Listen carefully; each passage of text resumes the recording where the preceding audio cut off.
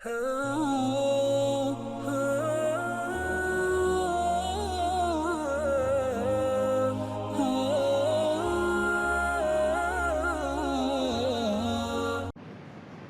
sama orang yang beramal dengan ilmu dengan orang yang beramal tanpa ilmu? Beza. Nabi SAW menyebut bahawa perbezaan antara orang yang berilmu dengan orang yang tidak berilmu ini, orang berilmu apabila beramal walaupun amalannya macam amalan para malaikat, tetapi kata Nabi SAW, amalannya itu menjadi sia-sia. Ini disebut dalam kitab ini Minhajul Abidin ini yang kita belajar. Yang keduanya, orang yang tidak berilmu mudah tertipu dengan amalan. Merasa sudah solat cukup untuk membuat dia masuk ke dalam syurga. Merasa sudah melakukan solat, merasa sudah melakukan jemaah, perlu amalan lain.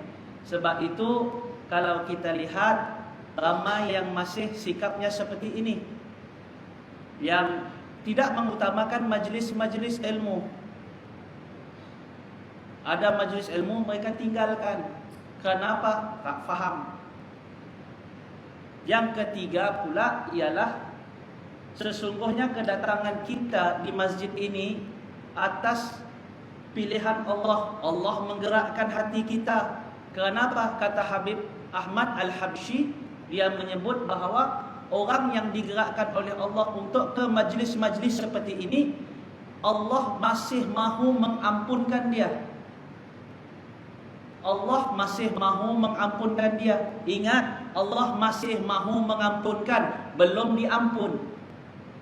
Ini kena faham betul-betul. Allah masih mahu mengampun, bukan telah diampun. Jadi justru apabila datang ke masjid ini, kalau mahu ampunan Allah, maka buat perkara-perkara yang tidak menyebabkan Allah tidak mengampunkan kita. Jangan buat perkara yang menyebabkan Allah tidak mengampunkan kita. Jadi datang ke masjid kita menjadi sia-sia. Jadi kalau mengaji, kita mengaji. Kalau belajar, kita belajar. Jangan hingga kelak bila pulang datang ke masjid dan pulang ke masjid sama. Bahkan pulang daripada masjid, dosanya makin menumpuk. Dosanya makin banyak. Padahal ke masjid sepatutnya dosa diampunkan oleh Allah. Ini perbezaan di antaranya orang jahil dengan orang yang berilmu. Sebab itu Syekh Nuruddin, kalau dalam pengajian-pengajiannya, dia sangat syadid dalam bab ya. Kalau orang-orang lain masih boleh berlembut. Kenapa? Karena beliau tidak mahu orang yang datang ke masjid pulang-pulang membawa dosa, pulang-pulang tidak membawa apa-apa.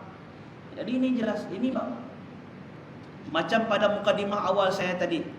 Wa biniyatin qabuli wa husulil ma'mun, wa biniyatin shifa'i min kulli amrad, wa biniyatin qada'il hawaijid dunya wal akhirah, wa biniyatin fawzil bi husnil khatimah indal mautikal Fatihah.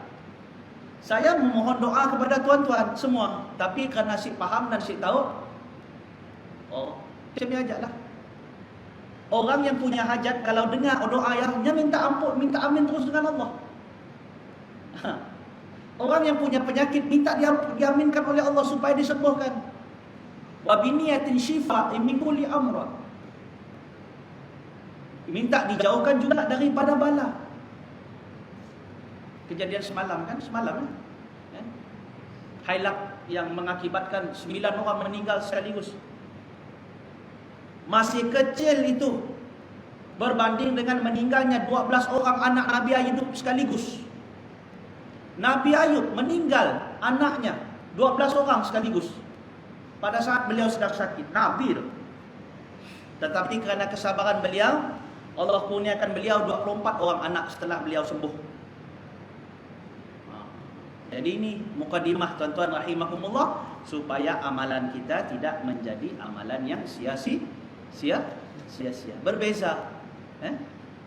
Ini dijelaskan dalam kitab Ta'lim Muta'alim, dijelaskan dalam kitab Riyadhus Shalihin diterangkan, dalam kitab Al-Wafi diterangkan, di dalam kitab Minhajul Abidin juga diterangkan.